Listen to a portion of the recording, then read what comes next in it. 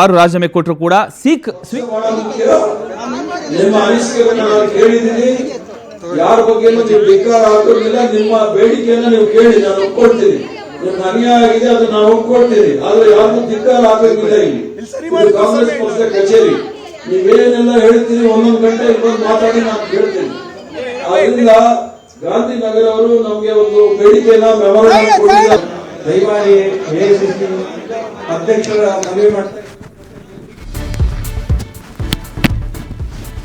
ಕಾರ್ಯಕರ್ತರ ಮನವೊಲಿಸೋದಕ್ಕೆ ಬಿಕೆ ಹರಿಪ್ರಸಾದ್ ಅವರು ಹೈರಾಣಾಗಿದ್ದಾರೆ. ಒಳಗೆ ದಿನೇಶ್ ಗುಂಡೂರಾವ್ ಬೆಂಬಲಿಗರಿಂದ ಕೂಡ ಪ್ರತಿಭಟನೆ ನಡೆದಿದೆ. ಹೊರಗಡೆ ಪ್ರಿಯಾ ಕೃಷ್ಣ ಬೆಂಬಲಿಗರ ಒಂದು ಪ್ರೊಟೆಸ್ಟ್. ಸೊ ಎಲ್ಲರೂ ಕೂಡ ಅಸಮಾಧಾನ ವ್ಯಕ್ತಪಡಿಸ್ತಾ ಇದ್ದಾರೆ. ಕೆಪಿಸಿಸಿ ಕಚೇರಿಯ ಒಳಗಡೆ ಅಸಮಾಧಾನ ಸ್ಫೋಟಗೊಂಡಿದೆ. ಹರಿಪ್ರಸಾದ್ ಅವರು ಇಷ್ಟೊತ್ತು ಮಾತನಾಡ್ತಿರ್ತಕ್ಕಂಥದ್ದನ್ನು ನೀವು ಗಮನಿಸಿದ್ರಿ. ಅವರು ಎಲ್ಲರನ್ನ ಮನವೊಲಿಸೋದಕ್ಕೆ ಪ್ರಯತ್ನ ಪಟ್ಟರು. ಆದರೂ ಕೂಡ ಈ ಆಕ್ರೋಶದ ಕಿಚ್ಚು ಕಡಿಮೆ ಆಗ್ತಾ ಇಲ್ಲ, ತಣ್ಣಗಾಗ್ತಾ ಇಲ್ಲ.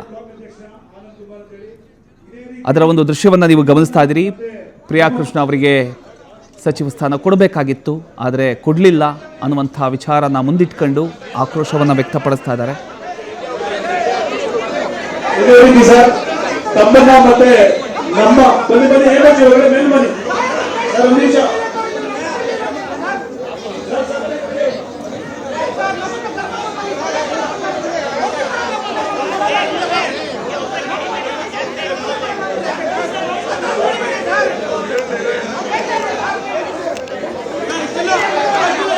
ಪಿಕ್ಚರ್ ಇದು ನಮ್ಮ ಮನೆ, ಇದು ಪಿಕ್ಚರ್ ಬನ್ನಿ, ಬಿಡಿ ಬಿಡಿ ಸರ್, ದಯವಿಟ್ಟು ಬನ್ನಿ.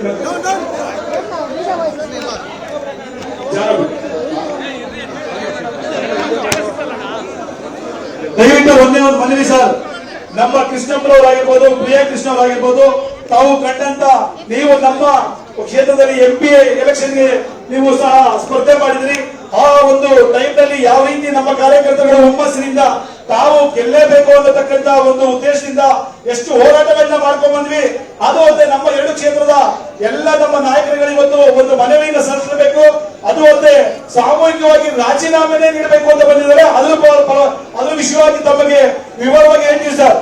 ನಮ್ಮ ಕೃಷ್ಣಪ್ಪ ಸಾಹೇಬರಾಗಿರ್ಬೋದು, ಪ್ರಿಯಾ ಕೃಷ್ಣ ಅವರಾಗಿರ್ಬೋದು, ಅವ್ರ ಮನೆಗೆ ಬರತಕ್ಕಂತ ಎಲ್ಲ ಬಡವರು ಏನಿದ್ದಾರೆ ಸರ್, ಅವ್ರಿಗೆ ಅವ್ರ ಸ್ವಂತ ದುಡ್ಡಿಂದ, ನೀವೇ ನೋಡಿದ್ರಿ, ಅವರ ಸ್ವಂತ ಹಣದಿಂದ ಯಾವುದೇ ರೀತಿ ಭ್ರಷ್ಟ ಅಥವಾ ಯಾವುದೇ ರೀತಿ ಕಳಕರಹಿತ ಯಾವುದೇ ಒಂದು ಕಪ್ಪು ಚುಕ್ಕಿ ಇಲ್ಲಿರತಕ್ಕಂಥ ನಾಯಕರು ಯಾರಾದ್ರೂ ರಾಜ್ಯದಲ್ಲಿ ನಮಗೆ ಸಿಗ್ತಾರೆ ಅಂತಂದ್ರೆ ಅದು ನಮ್ಮ ಹೆಮ್ಮೆಯ ಕೃಷ್ಣಪ್ಪನವರು ಮತ್ತೆ ಪ್ರಿಯಾ ಕೃಷ್ಣವರು. ಇನ್ನೊಂದು ಸರ್, ನಮ್ಮ ಕಾಂಗ್ರೆಸ್ ಪಕ್ಷದಲ್ಲಿ ದಶಕಗಳಿಂದ ನಿಯತ್ತಾಗಿ ನಿಷ್ಠೆಯಿಂದ ದುಡಿತಾ ಇರತಕ್ಕಂಥ ನಾಯಕರುಗಳು ಇವರು ಏನಿದ್ದಾರೆ, ಕೃಷ್ಣಪ್ಪನವರು, ಪ್ರಿಯಾ ಕೃಷ್ಣವರು, ನಮ್ಮ ಪ್ರದೀಪ್ ಕೃಷ್ಣಪ್ಪನವರು ಸಹ ಸೇರಿ ಇವತ್ತು ಸರ್ 4 ದಶಕಗಳಲ್ಲಿ ಯಾವ ಹಾದಿಯಲ್ಲಿ ನೀವು ಜೋಡಿಸಿಕೊಂಡಿದ್ದೀರಿ ಕಾಂಗ್ರೆಸ್ ಪಕ್ಷದಲ್ಲಿ. ನಮ್ಮ ರಾಜ್ಯದ ನಾಯಕರುಗಳಾದಂಥ ರಾಹುಲ್ ಗಾಂಧಿ ಅವರಾಗಿರ್ಬೋದು, ಆದ್ರೆ ನಮ್ಮ ನಾಡಿನ ನಾಯಕರುಗಳಾದಂಥ ಧೀಮಂತ ನಾಯಕರುಗಳು ಯಾವುದೇ ಒಂದು ಹಾದಿ ತೋರಿಸ್ಕೊಂಡ್ರು. ಒಂದು ಭಾರತ್ ಜೋಡೋ ಅನ್ನತಕ್ಕಂಥದ್ದು. ಅದಕ್ಕಿಂತ ಮುಂಚಿತವಾಗಿ ಸಿದ್ದರಾಮಯ್ಯರು ಬಳ್ಳಾರಿಗೆ ಹೋದ್ರು ಪಾದಯಾತ್ರೆ ಮುಖೇನ. ಪಾದಯಾತ್ರೆಯಲ್ಲಿ ಹೋದಾಗ ಎಷ್ಟು ಸಾವಿರಾರು ಜನ ಯಾವ ರೀತಿ ಇಲ್ಲಿಂದ ನಾವು ಸಹ ನಮ್ಮ ಕಾಂಗ್ರೆಸ್ ಪಕ್ಷ ಎಷ್ಟು ಮುನ್ನಡೆಯಲ್ಲಿದೆ, ಹೇಗಿದೆ ನಮ್ಮ ಕಾಂಗ್ರೆಸ್ ಪಕ್ಷ ಅಂತ ಜನರಿಗೆ ತೋರ್ಪಣೆ ಮಾಡಲಿಕ್ಕೆ ಬಳ್ಳಾರಿ ಪಾದಯಾತ್ರೆ ಹೋದ್ವಿ. ಅದಾದ ನಂತರ ಭಾರತ್ ಜೋಡೋ ಆಗಿರ್ಬೋದು. ಭಾರತ್ ಜೋಡೋದಲ್ಲಿ ಒಂದೇ ಒಂದು ವಿಷಯ ನನಗೆ ಹೇಳಿದಂಗೆ ಪ್ರಿಯಾ ಕೃಷ್ಣ ಹೇಳಿದ್ರು ನೋಡಿ, ಎಲ್ಲ ಕಾರ್ಯಕರ್ತರನ್ನ ಕರೆದು ಅವ್ರಿಗೆ ಒಂದೇ ಹೇಳಿದ್ದು, ನಾವು ಏನು ಅಂದ್ಕೊಂಡಿದೀವಿ, ನಮ್ಮ ಭಾರತವನ್ನು ಜೋಡಿಸಬೇಕು. ಈ ಒಂದು ಬಿಜೆಪಿಯ ಭ್ರಷ್ಟ ಸರ್ಕಾರ ಏನ್ ನಡೀತಾ ಇದೆ ಅದನ್ನ ನಾವು ಎತ್ತಿಡಬೇಕು, ಅದು ನಮ್ಮೆಲ್ಲರ ಕರ್ತವ್ಯ ಅನ್ನತಕ್ಕಂಥ ಮಾತನ್ನ ಅವತ್ತು ಹೇಳಿ ನಾವು ಭಾರತ್ ಜೋಡೋಗೆ ನಮಗೆ ಯಾವ ರೀತಿ ಯಾವ ರೂಪುರೇಷೆಗಳನ್ನ ಹಾಕೊಟ್ಟಿದ್ರು ಆ ಒಂದು ರೂಪುರೇಷೆಗಳಲ್ಲಿ ನಾವು ನಡ್ಕೊಂಡು ನಿಷ್ಠೆಯಿಂದ ಕೆಲಸ ಮಾಡಿದ್ವಿ ಸರ್. ಅದೊಂದೇ ಅಲ್ಲ ಸರ್, ಮೇಕೆದಾಟು ಯೋಜನೆಯಲ್ಲಿ ಅಧ್ಯಕ್ಷರಾಗಿದ್ರು ಅವಾಗ ನಮ್ಮ ಸಿಎಂ ಸಾಹೇಬರು, ನಾವು ಡಿ ಕೆ ಶಿವಕುಮಾರ್ ಅವರು ಅಧ್ಯಕ್ಷರಾಗಿದ್ರು. ಅವರು ಹೇಳಿದಂತದ್ದು ಯಾವ್ದಾದ್ರು ಆಗಿದ್ರೆ ಅದನ್ನು ಸಹ ನಡ್ಕೊಂಡು ಯಾವುದೇ ಒಂದೇ ಒಂದು ಬೇರೆ ಅವರೇ ಹೇಳುವುದು, ಇವರು ಡಿ ಕೆ ಸಾಹೇಬ್ರೆ ಹೇಳುದು ಬಹಳ ಚೆನ್ನಾಗಿ ಮಾಡಿದ್ರಿ ಕೃಷ್ಣಪ್ಪನವರೇ, ಪ್ರಿಯಾ ಕೃಷ್ಣ ಅವರೇ. ಅವತ್ತು ಸಹ ಏನೋ ನಮ್ಮ ಲಿಂಗ ಪೂಜೆ ಅವತ್ತು ಹಬ್ಬ ಇತ್ತು ಸರ್. ಹಬ್ಬದ ದಿನ ಸಹ ನಮ್ಮ ಶಿವರಾತ್ರಿ ಹಬ್ಬ ಇತ್ತು ಸರ್. ಶಿವರಾತ್ರಿ ಹಬ್ಬದ ದಿನ ಲಕ್ಷಾಂತರ ಜನ ಮೈಸೂರನ್ನು ಬ್ಲಾಕ್ ಮಾಡಿ ನಾವೆಲ್ಲ ಹೋಗಿ ಅವತ್ತು ನಮಗೆ ಕುಡಿಯೋ ನೀರಿನ ನ್ಯಾಯ ನಮಗೆ ಸಿಗಬೇಕು, ಯಾರು ನಮ್ಮ ಪಕ್ಷದ ಪರವಾಗಿ, ನಮ್ಮ ಕಾಂಗ್ರೆಸ್ ಪಕ್ಷದ ಪರವಾಗಿ ನಾವು ಹೋರಾಟವನ್ನ ಮಾಡಿದ್ವಿ ಸರ್ ಅವತ್ತು. ಅದಾದ ನಂತರ ಯಾವ್ಯಾವ ಬೈ ಎಲೆಕ್ಷನ್ಸ್, ಡೆಲ್ಲಿಗೆ ಹೋಗ್ಬೇಕಾ ಅಥವಾ ಮೊನ್ನೆ ದಾವಣಗೆರೆಗೆ ಹೋಗ್ಬೇಕಾ ಮತ್ತೆ ಕೇರಳಗೆ ಹೋಗ್ಬೇಕಾ, ಡೆಲ್ಲಿಗೆ ಅವರು ಒಬ್ಬೊಬ್ರೆ ಹೋಗಿ ಸುಮ್ಮನೆ ಯಾರೋ ಮಾಡಿದಂಗೆ ನಾಟಕ ಮಾಡ್ಕೊಂಡ್ ಬಂದಿಲ್ಲ ಸರ್ ಅವರು ಹೋಗಿ ನೂರಾರು ಜನ ನನ್ನಂತ ಮತ್ತೆ ಇಲ್ಲಿ ಸೇರಿರ್ತಕ್ಕಂಥ ನೂರಾರು ಜನ ಕಾರ್ಯಕರ್ತರನ್ನ ಜೊತೆಗೆ ಈ ಸುಮ್ಮನೆ ಕರ್ಕೊಂಡ ಸ್ವಂತ ದುಡ್ಡಿನಲ್ಲಿ ಅವರು ಫ್ಲೈಟ್ ನಲ್ಲಿ ಕರ್ಕೊಂಡೋಗಿ ಅವ್ರಿಗೆ ಆಗು ಹೋಗುಗಳನ್ನೆಲ್ಲ ನೋಡ್ಕೊಂಡು ನಮ್ಮ ಕಾಂಗ್ರೆಸ್ ಪಕ್ಷದ ನಿಂತಿರ್ತಕ್ಕಂಥ ಬೆಂಗಳೂರು ಉಸ್ತುವಾರಿ ಅಭಿಷೇಕ್ ದತ್ ಅವರಿಗೆ ನಾವು ಕೆಲಸವನ್ನ ಮಾಡಿ ಬಂದ್ವಿ ಸರ್ ಅವತ್ತು. ಅದಾದ್ಮೇಲೆ ಮೊನ್ನೆ ಬೈ ಎಲೆಕ್ಷನ್ ಆದ ದಾವಣಗೆರೆ ಹೋದ್ವಿ, ದಾವಣಗೆರೆಗೂ ಸಹ ಅದೇ ಒಂದು ಒಳ್ಳೆ ಕೆಲಸಗಳನ್ನ ಮಾಡ್ಕೊಂಡ್ ಬಂದ್ವಿ ಸರ್. ಆ ರಿಸಲ್ಟ್ ನೋಡಿದಿರಿ. ಕೇರಳ ಹೋದ್ರಿ, ಕೇರಳ ಮುಗಿಸ್ಕೊಂಡು ಅಲ್ಲಿಂದ ಅವ್ರ ಮನೆಗೆ ಬರ್ಲಿಲ್ಲ. ನಾವು ಪ್ರಿಯಾ ಕೃಷ್ಣ ಅವರು ನಮ್ಮೆಲ್ಲ ಕಾರ್ಯಕರ್ತರು ಕೇಳ್ತಾ ಇದ್ರು, ಬಿಜೆಪಿನವರು ಎಲ್ಲೋದ್ರಿ ನಿಮ್ಮ MLA ಅವರು ಅಂದ್ರೆ ನಮಗ್ ಗೊತ್ತಿದೆ ಸರ್. ಅದೇ ಕೇಳೋರು ಆಡ್ಕೊಳ್ಳೋರು ಇದ್ದೇ ಇದ್ದಾರೆ ಸರ್. ಈ ರೀತಿ ಆಡ್ಕೊಳ್ಳೋ ಬಿಜೆಪಿ ಅವ್ರ ಮಧ್ಯೆ ನಾವು ಏನೋ ಅಂತಾರಲ್ಲ, ಮುಳ್ಳನ್ನ ಇದೇನೋ ನುಗ್ಗದಾಗೆ ನಾವು ನುಗ್ಕೊಂಡು ಸುಮ್ಮನೆ ಇದ್ವಿ, ವಿಷ ನುಗ್ಕೊಂಡಾಗ ವಿಷ ನುಗ್ಗಂಗುಳ್ಳ ಹೋಗೇಂಗೂ ಇಲ್ಲ, ಆ ರೀತಿ ಆಗಿ ಆಮೇಲೆ ತಮಿಳ್ನಾಡು ಹೋದ್ರು ಸರ್. ತಮಿಳ್ನಾಡು ಕಳಿಸಿದ್ರು ಕೇರಳ ಇದ್ದ, ಅದು ಸಹ ಮಾಡಿದ್ವಿ ಸರ್. ಅದಕ್ಕಿಂತ ಹೆಚ್ಚಾಗಿ ಅವರ ವ್ಯಕ್ತಿತ್ವ ಹೇಗಿದೆ ಅಂತಂದ್ರೆ, ಅವ್ರ ಮನೆಗೆ ಬರತಕ್ಕಂತ ಬಡವರು ಏನಿದ್ದಾರೆ ಆ ಬಡವರಿಗೆ ಅವರ ಸ್ವಂತ ದುಡ್ಡಿಂದ ನಮ್ಮ ಸುತ್ತಮುತ್ತಲಲ್ಲಿ ಯಾವ್ಯಾವ ಶಾಲೆಗಳಿದೆ ಎಲ್ಲಾ ಶಾಲೆಗಳಿಗೂ ತಾವು ಹೋಗಿ ನೋಡಬಹುದು ಸರ್. ಇವ್ರದ್ದು ಚೆಕ್ಗಳು ಇದ್ದೇ ಇದೆ ಸರ್ ಬಡವರಿಗೆ. ಯಾಕೆ ಅಂತಂದ್ರೆ ನನ್ನ ಕ್ಷೇತ್ರದಲ್ಲಿ ಇರತಕ್ಕಂತ ಬಡವರಾಗಿರ್ಬೋದು, ಯಾರ ವಿದ್ಯಾವಂತರು ವಿದ್ಯಾವಂತ ಯುವಕರು ಮಕ್ಕಳು ಬೆಳಿಬೇಕು, ಒಳ್ಳೆ ವಿದ್ಯೆ ಕೊಡ್ಬೇಕು ಅವ್ರಿಗೆ. ನಮ್ಮ ದೇಶದ ಮುಂದೆ ಬರತಕ್ಕಂಥ ಪ್ರಜೆಗಳು ಇವರು. ನಾವು ಎಷ್ಟೇ ಕಷ್ಟ ಆದ್ರೂ ನಮ್ಮ ಒಂದು ಹೋರಾಟ ಆಗಿರ್ಬೋದು ಸರ್. ಅವ್ರ ಮನೆಗೆ ಬರತಕ್ಕಂಥವ್ರಿಗೆ ಎಲ್ರಿಗೂ ಫೀಸಸ್ ಆಗಿರ್ಬೋದು, ಪ್ರತಿಯೊಂದನ್ನು ಸಹ ಅವರು ಸ್ವಂತ ಹಣದಿಂದ ಕೊಟ್ಟರು. ಪ್ರತಿಯೊಂದು ದೇವಸ್ಥಾನಗಳಾಗಿರ್ಬೋದು, ಸಂಘ ಸಂಸ್ಥೆಗಳಿಗಾಗಿರ್ಬೋದು, ಪ್ರತಿಯೊಂದು ಅವರು ಸ್ವಂತ ದುಡ್ಡನ್ನು ಕೊಟ್ಟಿದ್ದಾರೆ. ದಯಮಾಡಿ ತಮ್ಮಲ್ಲಿ ಮನವಿ, ಇವತ್ತು ನಾವು ಸರ್ ನೂರಾರು ಜನ ಕಾರ್ಯಕರ್ತರು ಇಲ್ಲಿ ಬಂದಿದ್ದೀವಿ ಸರ್. ಎಲ್ಲ ಏನೇನು ನಿಂಚಿದ್ದಾರೆ ಎಲ್ಲಾ ವಿಂಗ್ನವರು ಇಲ್ಲಿ ಬಂದು ತಮಗೆ ಸಾಮೂಹಿಕವಾಗಿ ನಾವು ರಾಜೀನಾಮೆ ಕೊಡ್ತಾ ಇದೀವಿ. ಇವತ್ತು ತಮಗೆ ಹೇಳ್ತಾ ಇದೀವಿ ಸರ್, ನಮ್ಮ ಕೃಷ್ಣಪ್ಪನವರು ಪ್ರಿಯಾ ಕೃಷ್ಣವರು ಏನು ನಿಲುವನ್ನು ತಗೋತಾರೆ ಅದ್ರ ಮುಖೇನ ನಾವೆಲ್ಲ ಹೋಗಕ್ಕೆ ಸಿದ್ಧವಾಗಿದ್ದೀವಿ ಅನ್ನತಕ್ಕಂಥ ಸಂದೇಶವನ್ನು ತಮಗೆ ರವಾನೆ ಮಾಡಿ ಹೋಗ್ಲಿಕ್ಕೆ ಬಂದಿದ್ದೀವಿ.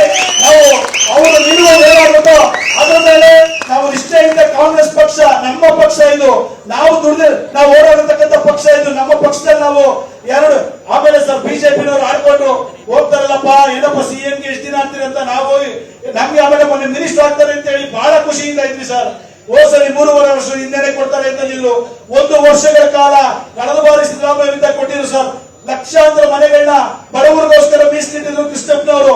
ಇಂಥ ಸಚಿವರು ಆಗಿದ್ರೆ ನೀವು ಕರ್ನಾಟಕದಲ್ಲಿ ನಮ್ಮ ಪಕ್ಷಕ್ಕೆ ಕಾಂಗ್ರೆಸ್ ಪಕ್ಷಕ್ಕೆ ಬಹಳ ಒಳ್ಳೆ ಹೆಸರು ಬರ್ತಾ ಇತ್ತು, ಬಹಳ ಒಳ್ಳೆ ಸಂದೇಶ ಹೋಗ್ತಾ ಇತ್ತು. ಈ 2028ಕ್ಕೆ ನಾವಿನ್ನೂ ನಮ್ಮ ನಾಡಿನಲ್ಲಿ ನಮ್ಮ ಕಾಂಗ್ರೆಸ್ ಪಕ್ಷಕ್ಕೆ ಈಗ 140 ಅಲ್ಲ 150 ಮೇಲೆ ಗೆಲ್ಲತಕ್ಕಂತ ಎಲ್ಲ ವಿಶ್ವಾಸ ನಮ್ಮ ಈ ಇಬ್ಬರು ನಾಯಕರಲ್ಲಿ ನೀವು ಸಚಿವರು ಮಾಡಿದ್ರೆ ಬಹಳ ಒಳ್ಳೆದಾಗ್ತದೆ ಸರ್. ಇದನ್ನ ದಯವಿಟ್ಟು ನೀವು ತಗೊಂಡು ಮುಂದಿನ ದಿನಗಳಲ್ಲಿ ಅವ್ರಿಗೆ ನೀವು ಸಚಿವ ಸ್ಥಾನವನ್ನು ಕೊಡ್ಲೇಬೇಕು. ನಾವೆಲ್ಲರೂ ನಿಮ್ಗೆ ಈ ಒಂದು ಸನ್ಮಾನ ಏನು ರಾಜೀನಾಮೆಯನ್ನು ಸಾಮೂಹಿಕವಾಗಿ ನೀಡಕ್ ಬಂದಿದ್ದೀವಿ, ತಮ್ಗೆ ತಲುಪಿಸ್ತೀವಿ ಸರ್. ನಮ್ಗೆ ತಮ್ಮ ಮೇಲೆ ಗೌರವ ಇದೆ, ಬಹಳ ಗೌರವ ಇದೆ ಸರ್. ಗೌರವಾನ್ವಿತ ಅಧ್ಯಕ್ಷರಾದಂತ ಹರಿಪ್ರಸಾದ್ ಅಂತ ಕೇಳೋಣ, ನಾವು ಅವರ ಒಂದು ಅಹವಾಲುಗಳನ್ನ ಕೇಳೋಣ, ಅವರನ್ನು ನಾವು ಹೇಳ್ಕೊಳ್ಳೋಣ. ಅವ್ರಿಗೆ ಯಾಕೆಂದ್ರೆ ಪಕ್ಷದ ಬಗ್ಗೆ ಗೊತ್ತಿದೆ ಅಂತ ಹೇಳಿ ತಮ್ಮ ಬಾಗಿಲಿಗೆ ತಮಗೆ ಮನವಿ ಸಲ್ಲಿಸಲಿಕ್ಕೆ ನಾವು ಬಂದಿದ್ದೀವಿ ಸರ್. ದಯಮಾಡಿ ತಮ್ಮಲ್ಲಿ ಕೈ ಜೋಡಿಸಿ ಮನವಿ ಮಾಡ್ತೀವಿ, ಎಲ್ಲರೂ ಪರವಾಗಿ ನಾವು ಕೈ ಜೋಡಿಸಿ ಮನವಿ ಮಾಡ್ತೀವಿ ಸರ್. ಹಲೋ, ನಾನು ವಿಜಯನಗರ ಗ್ಯಾರಂಟಿ ಕಮಿಟಿ ಅಧ್ಯಕ್ಷ ಸರ್. ಹಲೋ ಸಾಹೇಬ್ರೆ, ಈಗ ತಾವೇನು KPCC ಅಧ್ಯಕ್ಷ ಆಗಿದ್ದೀರಿ, ನಿಷ್ಠಾವಂತ ನೀವು ಕೆಳಮಟ್ಟದಿಂದ ಬಂದವರು, ತಮಗೆ ಎಲ್ಲ ಈ ಕಾರ್ಯಕರ್ತರು ನಾವು ಏನಂತ ಬೇಗ ಅರ್ಥ ಆಗುತ್ತೆ ಅಂತ ಭಾವಿಸ್ತೇನೆ. ಈಗ ನಮ್ ಕಾಂಗ್ರೆಸ್ ಪಕ್ಷದ ಸಿದ್ಧಾಂತ ನಿಷ್ಠಾವಂತರು ಅಂತ ಹೇಳ್ತಾನೆ ಇರ್ತೀರಾ, ಆದ್ರೆ ದಾವಣಗೆರೆ ಬೈ ಎಲೆಕ್ಷನ್ ಅಲ್ಲಿ ಯಾರು ಪಕ್ಷದ ವಿರೋಧ ಮಾಡಿದ್ರು ಅವ್ರಿಗೆಲ್ಲ ಕರೆದಿ ಮಂತ್ರಿ ಸ್ಥಾನ ಕೊಡ್ತಾರೆ.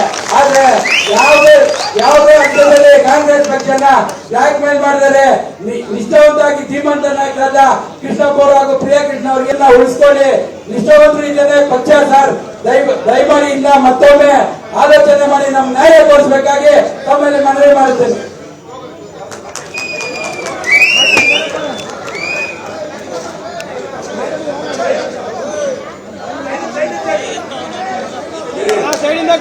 ಪಶ್ಚಿಮ ಜಿಲ್ಲಾ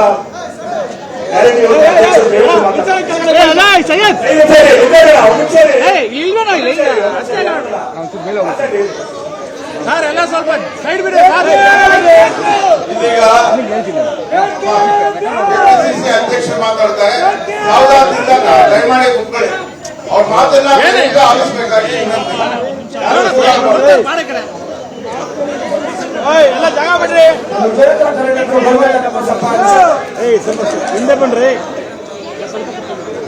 ವೇದಿಕೆ ಮೇಲೆ ಇರೋರೆಲ್ಲರೂ ಕುತ್ಕೊಂಡ್ಬಿಡಿ. ಅಲ್ಲಿ ಹೋಗಿ ಬಂದ್ಬೇಡಿ, ದಯವಿಟ್ಟು ಬಂದ್ಬೇಡಿ, ದಯವಿಟ್ಟು ಎಲ್ಲ ಬಂದ್ಬಿಡಿ.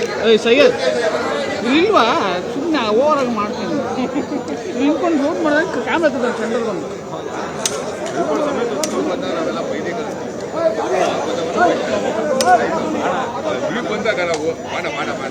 ಎಲ್ರಿಗೂ ನಮಸ್ಕಾರ. ವಿಜಯನಗರ ಗೋವಿಂದರಾಜ ನಗರದಿಂದ ಬಂದಿರತಕ್ಕಂಥ ಎಲ್ಲ ಕಾಂಗ್ರೆಸ್ ಪಕ್ಷದ ಕಾರ್ಯಕರ್ತರು, ಬ್ಲಾಕ್ ಅಧ್ಯಕ್ಷರು, ಯುವ ಕಾಂಗ್ರೆಸ್, ಮಹಿಳಾ ಕಾಂಗ್ರೆಸ್, NSUI ಎಲ್ಲರಿಗೂ ಸ್ವಾಗತ. ಆರಾಮಾಗಿ ಕೂತ್ಕೊಳ್ಳಿ. ಎಲ್ಲರೂ ಕಾಂಗ್ರೆಸ್ ಆಫೀಸ್ ಬಂದಿದ್ದೀರಾ, ದೇವಸ್ಥಾನ ಇದ್ದೀವಿ ನಿಮ್ಗೆಲ್ಲ. ದೇವಸ್ಥಾನ ಅಲ್ವಾ? ಕಾಂಗ್ರೆಸ್ ಪಕ್ಷದ ಕಚೇರಿಗೆ ಗೌರವ ಕೊಡ್ಲಿಲ್ಲ ಅಂದ್ರೆ ನೀವೆಲ್ಲ ಹೊರಡೆ ಹೋಗ್ಬೇಕಾಗುತ್ತೆ. ಕಚೇರಿಗೆ ಗೌರವ ಕೊಡಲಿಲ್ಲ ಅಂದ್ರೆ ನಿಮ್ಮನ್ನ ಈಚೆ ಕಳಿಸ್ತೀನಿ.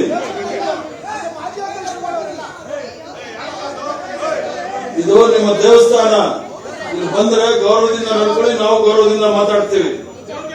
ಈ ದೇವಸ್ಥಾನಕ್ಕೆ ನಿಮ್ ಕೃಷ್ಣಪ್ಪ ಅವರು ದುಡ್ಡು ಕೊಟ್ಟಿದ್ದಾರೆ ಕಟ್ಟಕ್ಕೆ.